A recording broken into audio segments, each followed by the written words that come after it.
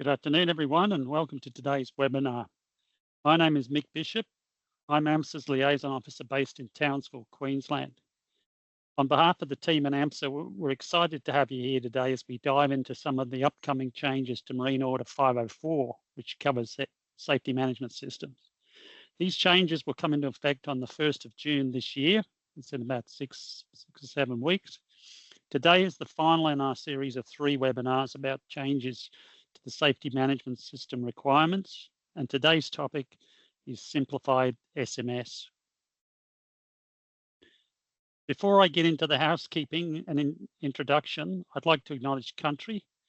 In the spirit of reconciliation, we here at AMSA would like to acknowledge the traditional custodians of the country throughout Australia, and also acknowledge connections to land, sea and community. We pay our respects to their elders, past and present, and also extend that respect to all Aboriginal and Torres Strait Islander peoples here on the webinar today. Okay, with regards to housekeeping for today, please be aware, first of all, there's a 30-second delay. Today's webinar is being recorded, and you will receive a link to the recorded webinar afterwards. If you'd like to turn on live captioning, please do so by clicking captions at the top or bottom of your Teams window. During the presentation too, we'll break into some question and answer sessions. So please stick around until the end of the webinar. If you have any questions, please post them in the Q&A chat. You can choose to post questions anonymously if you wish. Some questions may be able to be answered live as we go. Others will need to be provided in writing by our subject experts, Nathan, David and Tobin. The team will do our best to respond to as many questions during the webinar as possible. If we can't get to any, we will provide responses after the webinar. So every question you ask is going to get answered, hopefully today, if not later on. Also, give us a thumbs up if you see a question in the chat that you want answered too, so we can pick out the popular questions. We would also, at the end, like you to complete a short survey because we'd appreciate your feedback. I'd like to introduce you to our regionally located liaison team. We have Steve Whitesmith in Fremantle, WA, and Desley Thompson in Cairns here in Queensland. Our presenter today is Steve, and I'll hand you over now to begin the presentation. Thanks, Mick, and thank you to everyone who's attending today. As you can see from the slide, there are 9 areas that we'll cover in this webinar, so let's begin. A simplified SMS is a safety management system that reduces the mandatory requirements for smaller, less complex DCVs and operations by upholding or improving safety outcomes, aligning better with the operational needs of owners, and reducing administrative burden. The changes to Marine Order 504 give owners the option of operating under a simplified SMS, which is the minimum requirement for eligible vessels, or continuing to maintain a full SMS. The choice is yours to make based on what works best for you. The key changes for eligible vessels include that if the owner is also a designated person, then a designated person responsibility statement is not required. If the owner is also the master, a master's responsibility statement is no longer required. The risk assessment no longer needs to identify the key daily tasks performed by the master and crew. The mandatory procedures of vessel operations have been reduced. Owners are not required to identify an assembly station in the emergency plan, and the mandatory details in the vessel's crew list have been reduced. We'll go through the key requirements for your simplified SMS shortly, and all the material, including the checklists and examples you'll see today, are available on our website to assist you in developing or reviewing your SMS. To be eligible to operate with a simplified SMS, your vessel must be either a Class 2, 3 or 4 vessel that is less than 7.5 metres in length. For a Class 2 vessel, it can carry no more than 4 day passengers. The vessel is not eligible to operate with the simplified SMS if it carries dangerous goods as cargo, has a net reel, crane, lifting device, or deck load, the use of which is likely to adversely impact the stability or watertight integrity of the vessel, has an inboard engine that operates on fuel that has a flash point of less than 60 degrees Celsius, such as petrol, has berthed accommodation, is operated primarily for towage, or is determined by AMSA to be unsuitable for a simplified SMS arrangement. AMSA has created this handy flowchart that is available on our website, and a link to this is being added to the Q&A chat. Just prior to getting into the key elements of the simplified SMS, we would like to get an idea of how many of you think you may be eligible to operate under simplified SMS. If you could add a thumbs up to the question in the Q&A chat.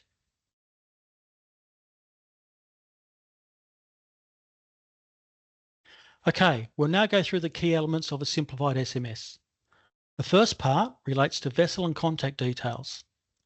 As shown on the slide, you need to include the name, address, phone number, and email address of the owner of the vessel, the unique identification number for the vessel, the kind of vessel and operation you undertake, the areas of operation of the vessel, and the contact details of a person who may be contacted at any time about the operation of the vessel.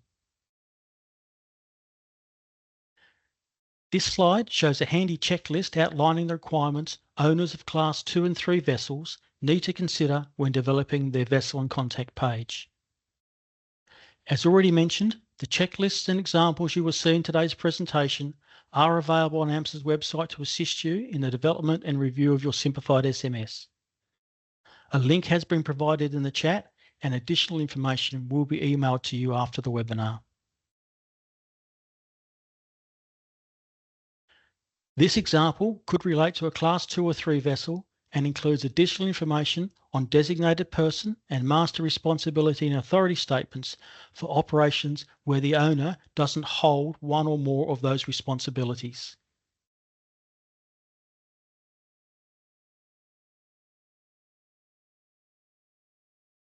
This slide shows a checklist for Class 4 vessels outlining the requirements owners need to consider when developing their vessel and contact details page.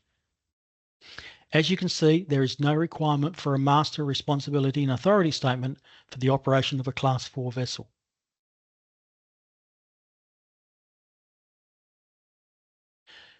This slide shows the Class 4 vessel contact details, as well as the designated person authority statement and what they could look like.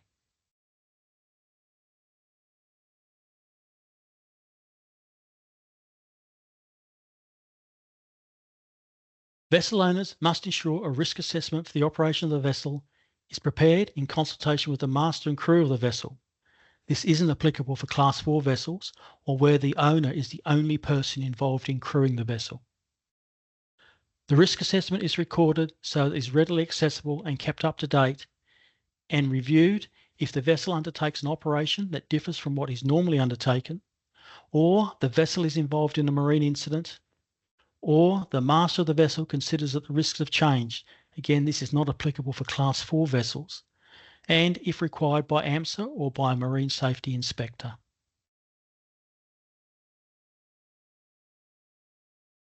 The risk assessment must identify unacceptable risks, including those arising from operations of the vessel that jeopardise the vessel, the operational environment of the vessel, or persons on or near the vessel, and also needs to consider the appropriate crewing and the crewing determination for the vessel, and we'll discuss crewing shortly, the risk of fatigue for master and crew and how this is managed, and when a life jacket must be worn by any person on board.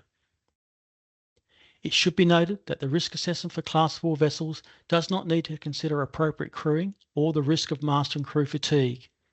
There are, however, additional risks for Class 4 hire and drive vessels, and we'll touch on these shortly. Although not a mandatory requirement when operating under a simplified SMS, owners should consider identifying and managing risks such as vessel loading through the risk assessment process. Vessel owners who operate without any additional crew should also consider the additional risks and controls associated with solo operations, and we'll touch on this shortly. Some examples of the potential risks that you should include are drowning, fire, and collision. This slide shows a handy checklist outlining the requirements owners need to consider when developing their risk assessment for a Class 2 or 3 vessel. And as mentioned earlier, we'll touch on crewing a little later in the webinar.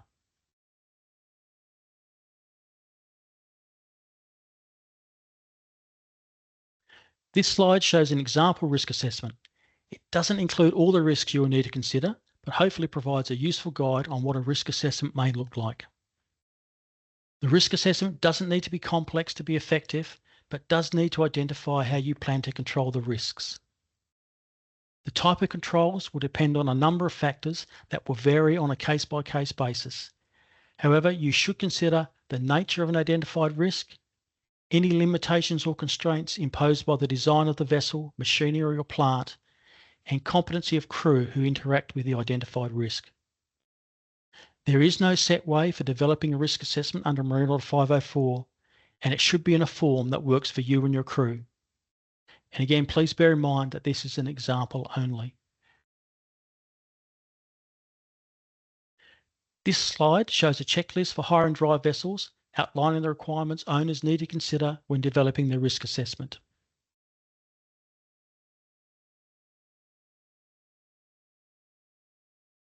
As you can see, there are additional risk assessment requirements relating to hire and drive that need to be addressed, including things like boundaries of each vessel's designated cruising area, any navigation hazards in the operating area, and takeaway vessels and vessels where people are used for towing apparatus.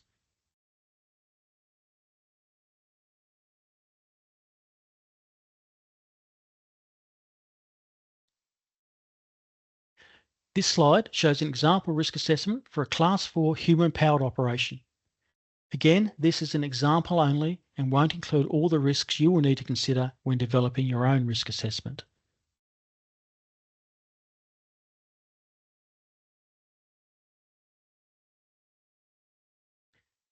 As already briefly mentioned, some vessel owners work alone without any additional crew, and it's important for these owners to consider the risks of operating alone as part of their risk assessment and having appropriate controls to manage these risks. AMSA has developed some guidance to help operators when thinking about these risks. The risk of how you reboard your vessel, should you go overboard, is increased when operating alone. Wearing a life jacket, having a registered personal locator beacon attached to your person, and a boarding ladder may all assist. The guidance doesn't cover all situations, but we hope it helps when you are considering the risks and controls for your operation. And a link to this is now been added to the Q&A chat for your guidance.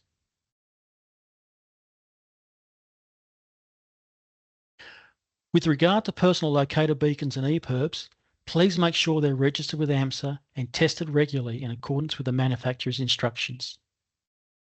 You can also include details about your vessel, including a photograph, and this information can help in the event that you need rescuing. A link to the Beacon's website page is also now being added to the chat.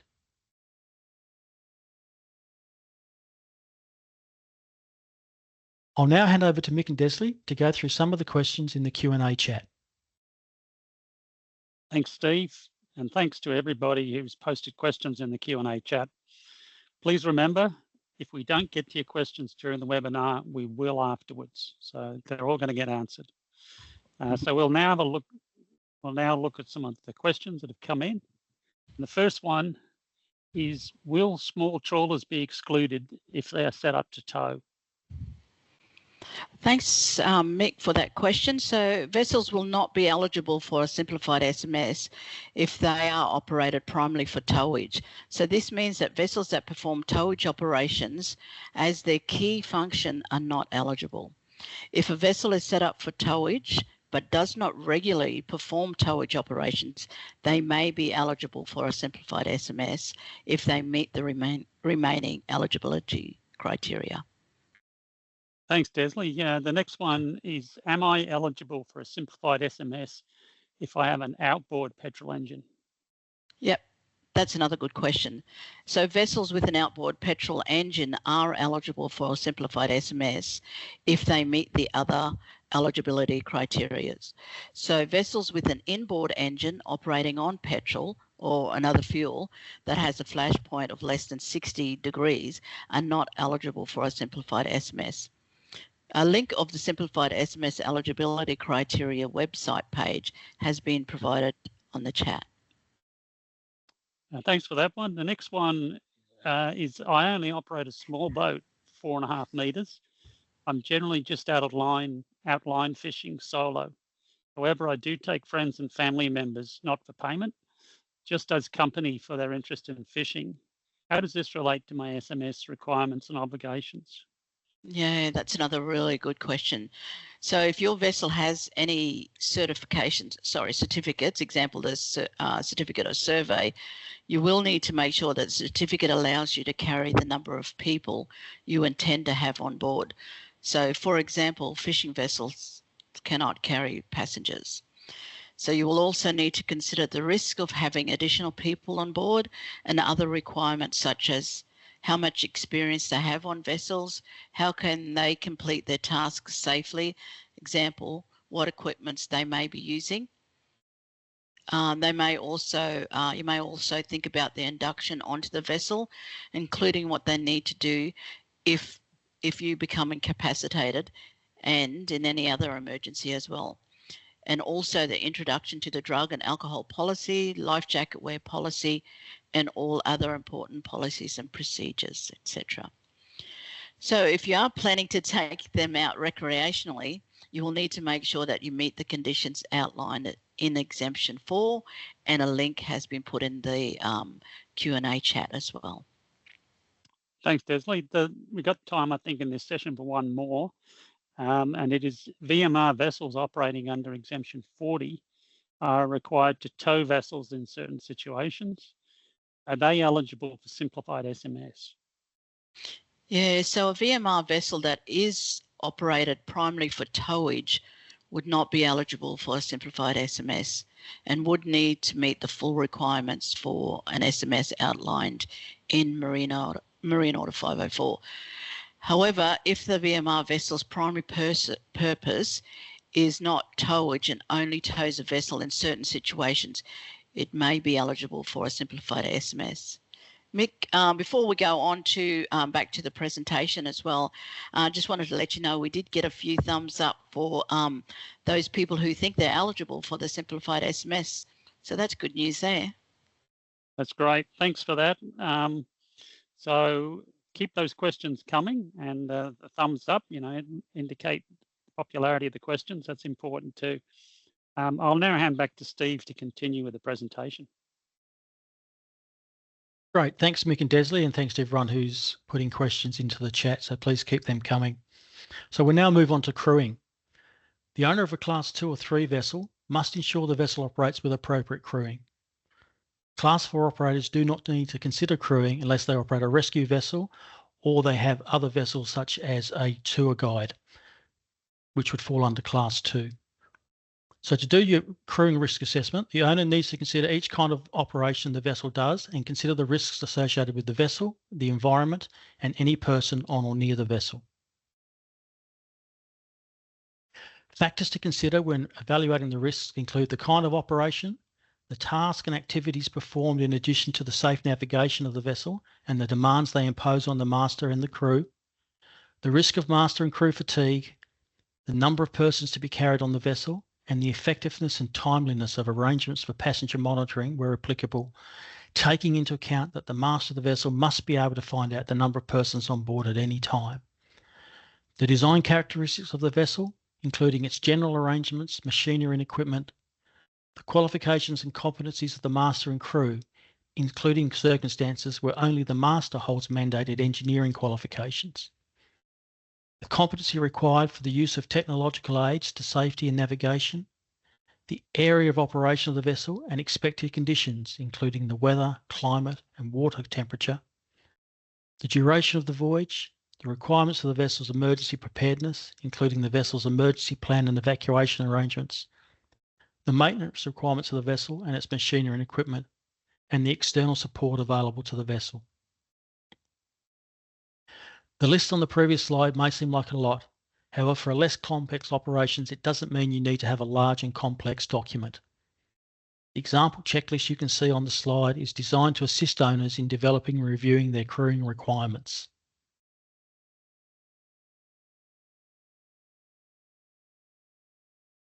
Having considered your crewing requirements based on your risk assessment and the controls you have in place, you need to record what your appropriate crewing is and how you came to that decision.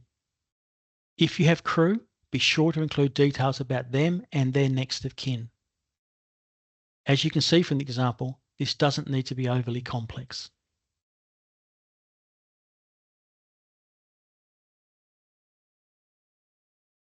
The owner of the vessel must ensure that policies and procedures relating to the safety of the vessel, the environment and persons on or near the vessel are recorded so they are readily accessible. The policies and procedures must be developed for key vessel operations, address any risks associated by the risk assessment, and if an increased risk is identified by a review of the risk assessment, identify how changes are to be implemented to reduce or eliminate that risk so far as reasonably practicable. For vessels operating under simplified SMS, owners must ensure that procedures are developed for at least pre-operating checks, how you will provide a safe means of access to and from the vessel, the wearing of life jackets, taking into account the risks identified in your risk assessment, and the management of life jackets to ensure they are readily accessible at all times, drug and alcohol policy, and for passenger carrying Class 2 vessels, giving safety instructions to each passenger about relevant operational and emergency procedures, including the wearing of life jackets as soon as practicable after they board, and having an effective and verifiable means to ensure that the master is able to find out the number of persons on board at any time. Although means of access is not a mandatory requirement for hire and drive vessels, you should also consider risks of this as part of your risk assessment. As you can see from the slide, AMSA has developed guidance on policies and procedures to assist you in creating or reviewing your SMS. When conducting crew training, please ensure you keep a record of that training for a period of 5 years.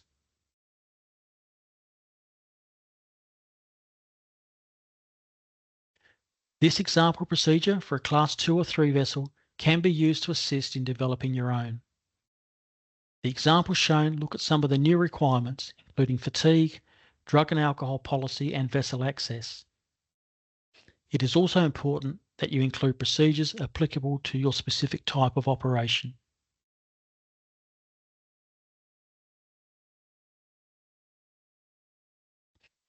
In this checklist for hire and drive vessels, you'll notice we've included life jackets based on the mandatory requirements that may be applicable in your state or territory. It would also be expected that the wearing of life jackets or making sure they are readily available to hirers and participants during an emergency would be a reasonably foreseeable risk.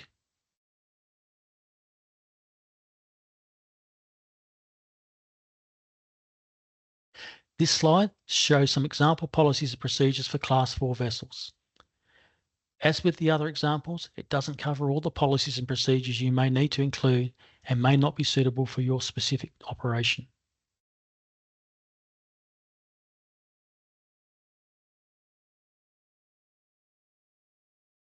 When considering what policies and procedures to include, hire and drive operators must also assess the special skills, abilities, and level of medical fitness required by the hirer and any participant, and determine the maximum number, minimum competency, minimum age, and minimum medical requirements of hirers and participants, taking into account the minimum number of persons required to safely operate the vessel, the amount of space available for persons on board, the kind of safety equipment on board, the load and stability limitations, the area in which the vessel operates, and the operational risk.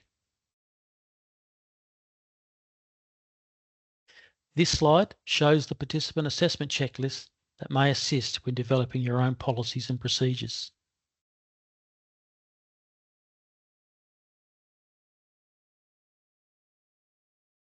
This slide shows an example of participant assessment policy for a Class 4 canoe hire business.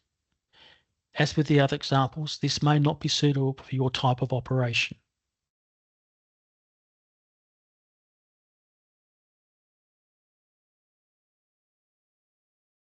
I'll now hand it over to Mick and Desley to go through some more questions in the Q&A chat. Thanks, Steve, and thanks to everybody who's posted questions in the Q&A chat. We'll now answer some more of your questions.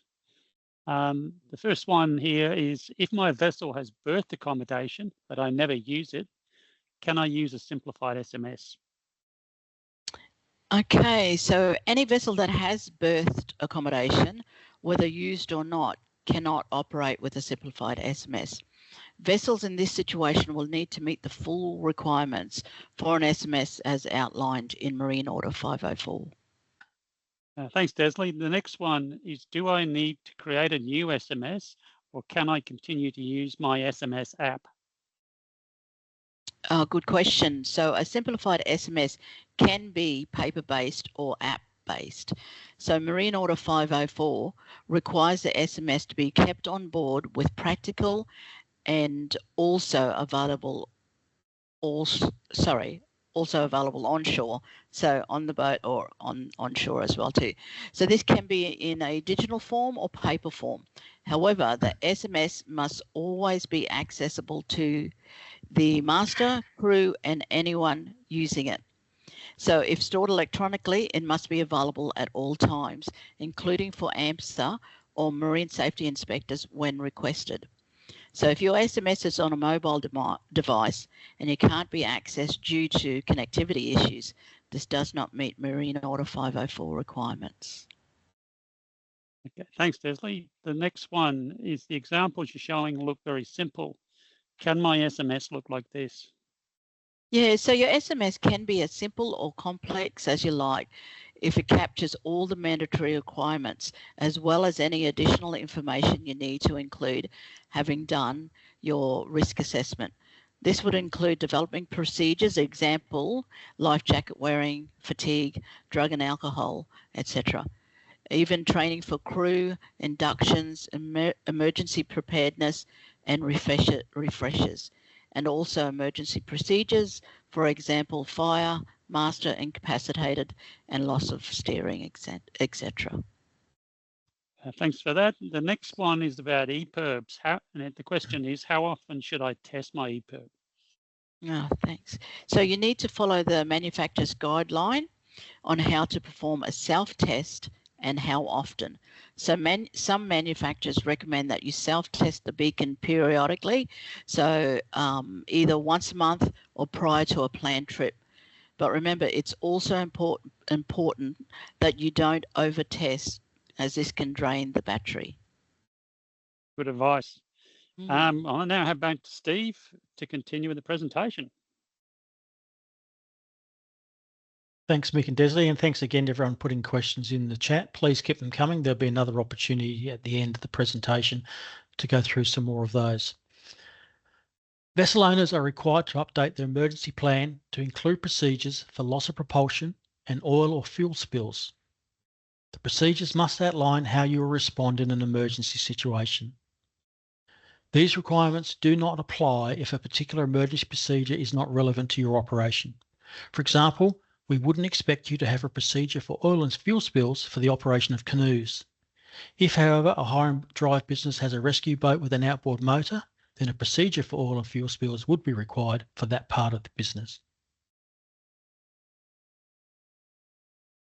The checklist provided for Class 2 and 3 vessels includes the new requirements for loss of propulsion and oil and fuel spills. As you can see from the slide, there are some additional requirements for Class 2 vessels that carry passengers where the master is the only crew member on board. This includes displaying a laminated copy of the emergency safety procedures on board where it is practical to do so.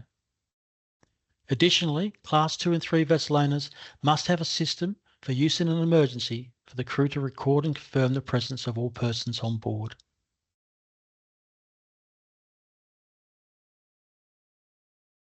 Here is an example of an emergency plan that includes loss of propulsion and oil or fuel spills. It should be noted that this example is not complete and would require additional information, such as the role of each crew member for each emergency, as well as including procedures for personal injury, other medical emergencies, and adverse weather or water conditions. There may be other emergencies identified through your risk assessment that are applicable to your operation that would also need to be added.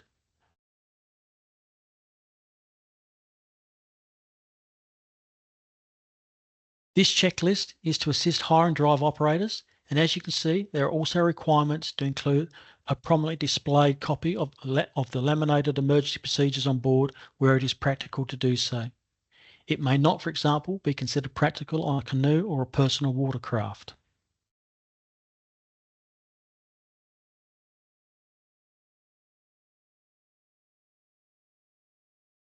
In this hire and drive example, oil and fuel spills has been left out as it relates to a canoe hire business.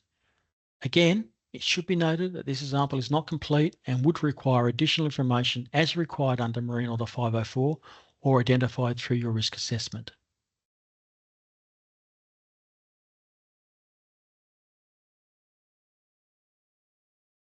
Vessel owners must ensure that a system is developed for regular programmed inspections and maintenance appropriate for the vessel, its machinery and its equipment, and that this system is implemented and maintained.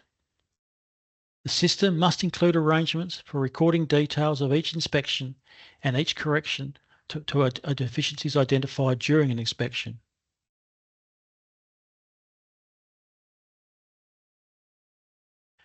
Each inspection must be conducted by the owner of the vessel or a person who has sufficient experience and knowledge to conduct the inspection on behalf of the owner. The vessel must be serviced taking into account the manufacturer's specifications and requirements.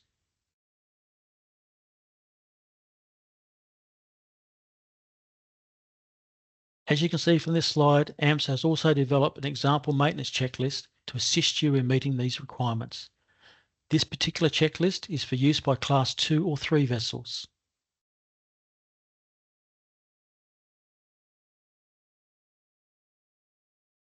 The maintenance schedule doesn't need to be complex, but must be sufficient to ensure it covers all your maintenance requirements. We've also included an example of what a record of inspection may look like. This example uses the vessel logbook. It's important to remember that logbook records must be kept for 5 years.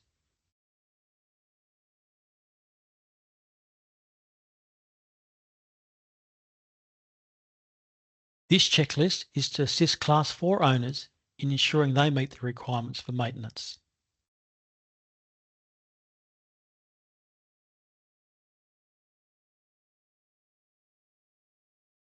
This example looks at a canoe hire business and the record of inspection is maintained in an exercise book.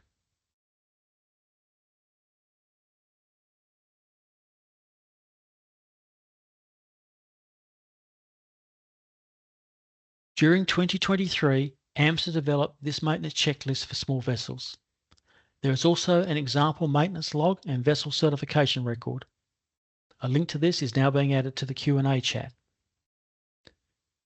However you plan to manage your maintenance, please ensure it covers all the key elements of your vessel and equipment and is kept up to date.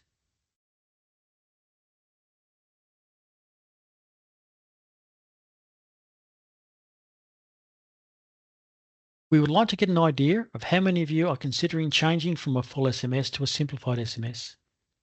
If you could add a thumbs up to the question in the Q&A chat.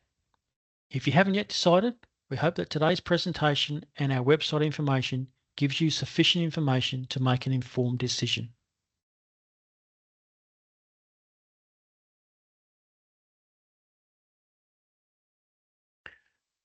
The owner of a Class 4 vessel must ensure that a briefing, including the matters identified by the risk assessment for the operation, is given to each hirer and participant before the person takes control of the vessel. And if a hirer or participant is not present during the briefing, that a hirer or participant who was present agrees to brief all the others who may operate the vessel about the matters discussed and demonstrated.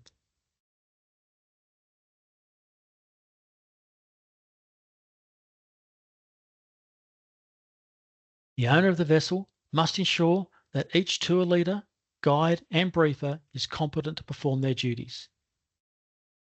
If the vessel operates in a state or territory that has a recreational boating licensing requirement, that each tour guide, leader or briefer meets the requirements, and each tour leader has a current first aid certificate equivalent to at least provide first aid.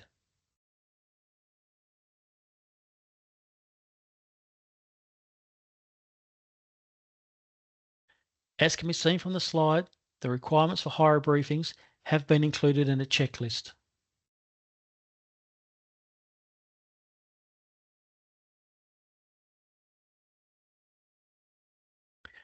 This example hire safety briefing has been developed for a canoe hire business. As with the other checklists and examples shown today, this may not be applicable to your operation, but we hope you find them a useful guide.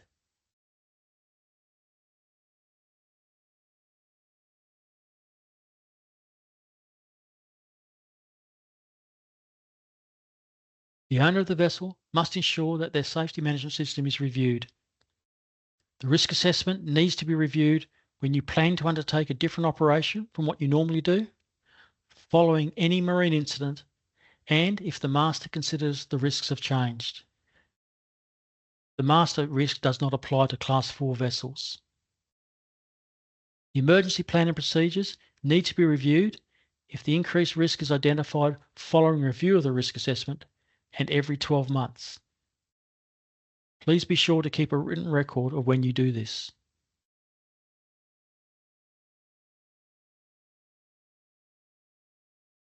As mentioned at the beginning of today's webinar, AMSA has a number of handy resources available on our website that you may find useful, and some links have been added to the Q&A chat.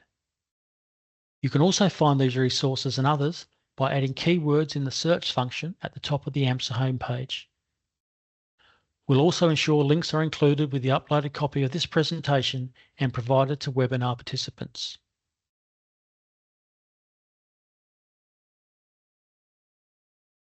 Today's webinar and Q&A will be added to the past webinars page on the AMSA website. Please feel free to refer to these resources and to pass the links on to your crews, colleagues and friends involved in the domestic commercial vessel industry. These links have also been added to the Q&A chat.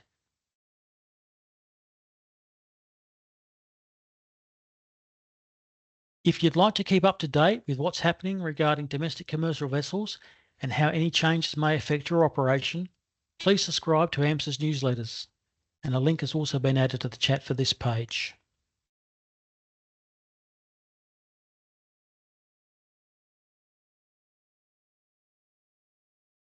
We're coming to the end of the webinar, but prior to finishing up, we'd like to remind you to complete the short survey to ensure our webinars meet your needs. I'll pass over once more to Mick and Desley to go through some more questions in the Q&A chat. Thanks, Steve. And a final thanks to everybody today for contributing to the webinar by asking questions. It's been really good. We've got time to run through a few more, so we'll get into them. The next one is, we only carry special personnel under exemption 2 for training. The vessel capacity is 6 special personnel and 1 master. Does this mean we carry 0 day passengers and would therefore be eligible to use a simplified SMS? Thanks for the question there, Mick. Thanks. So for the purposes of the simplified SMS eligibility criteria, a day passenger is defined as a passenger who is not provided with sleeping accommodation. So based on the circumstance you have described, you would carry 0 day passengers and be eligible for a simplified SMS if you meet the remaining eligibility criteria. A link to the eligibility criteria has been added to the chat. Thanks, Desley. The next one is, are the previous webinar recordings available? That's a great question from Willem. Thank you for that question. So the previous webinar recordings and also the previous Q&A responses are available on the AMSA website. A link has been provided in the chat. Great. And along similar lines, will these slides be available? Yeah, that question comes from Andrew. So thanks for that, Andrew. Yes, an email with a copy of the presentation slides will be sent to attendees after the webinar. Thank you. The next one says, we are operating in a 3C classification. The boat is under grandfather clause, which is an existing vessel. The vessel, though, is a net reel boat. Are we eligible for simplified SMS? Thanks for the question.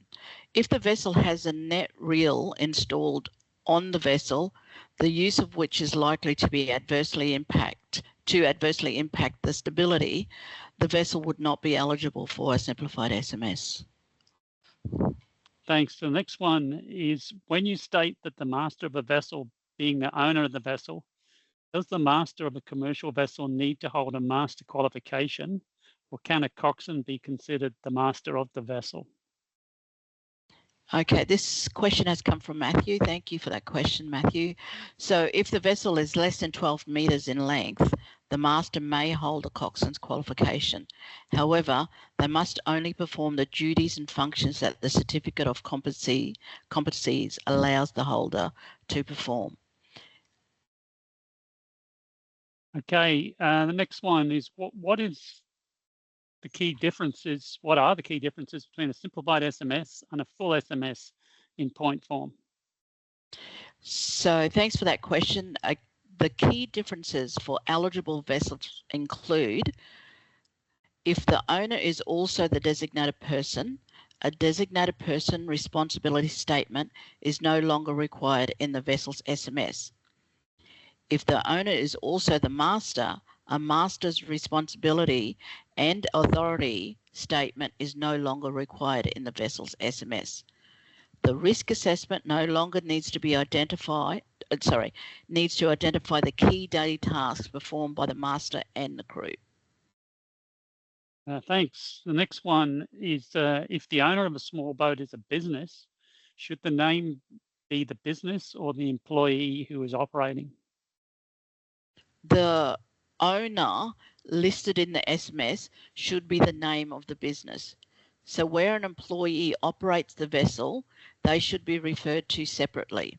If they are a regular employee, they could be named in the SMS, or the SMS could just just have a reference, employees, and their employment arrangements. So the mandatory procedures for vessel operations have been reduced, and the owners are no longer required to identify an assembly station in the emergency plan, and the mandatory details in the vessel's crew list have been reduced. Thanks, Desley. I'm just seeing if there's any others here. Operating the name. In a half, there's one more here. Is a half cabin classed as a berth vessel if it has 2 bunks? So any vessel that has any type of berthed accommodation, including a half cabin, whether it's used or not, cannot operate with a simplified SMS. So vessels in this situation will need to meet the full requirements of an SMS as outlined in Marine Order 504. Thanks, Desley. I think that's all we've got time for today, the questions. But as we said, we will be getting back to people. So every question will be answered. So today we'd like to thank everybody for attending the webinar. To help us make sure, I should say, that the future webinars are valuable use of your time. We would appreciate your feedback, as Steve said earlier. So please click on the link in the chat to conduct a short survey. Won't take you very long. And remember, if we didn't answer your question, we will get back to you later. That's very important to us. No question will go unanswered. So again, thank you all for your attendance today, and best wishes to all of you for a successful and safe operations out there on the water.